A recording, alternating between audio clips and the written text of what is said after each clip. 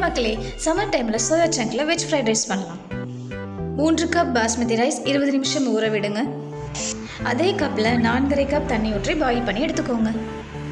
Soya chunks லைட்டாக boil பண்ணி பிழிந்து எடுத்துக்கோங்க. பிற்பாடு ஒரு கடாயில் மஞ்சள், மிளகாய்த்தூள், லைட்டாக மேகி மசாலா ஆட் பண்ணுங்கள். அதோடு சோயா சங்க்ஸை சேர்த்து ஃப்ரை பண்ணி எடுத்துக்கோங்க. பிறகு வேறொரு கடாயில் தேவையான அளவு ஆயில் மற்றும் சிறிதளவு பட்டர், எண்ணெய் சூடான பிற்பாடு பிரியாணியிலே ஏலக்காய், கிராம்பு, கடல் பாசி, பட்டை சேர்த்துக்கோங்க.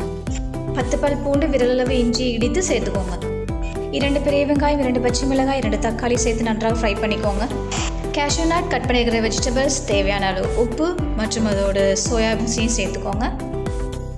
அடுத்து தேவையான அளவு கரம் மசாலா, மேகி மசாலா, மிளகாய்த்தூள், கடைசியாக ரைஸை மிக்ஸ் பண்ணிக்கோங்க. இந்த காணொலி உங்களுக்கு பிடிச்சிருந்தா லைக், ஷேர் மற்றும் சப்ஸ்கிரைப் பண்ணிடுங்க மக்களே. நன்றி, வணக்கம்.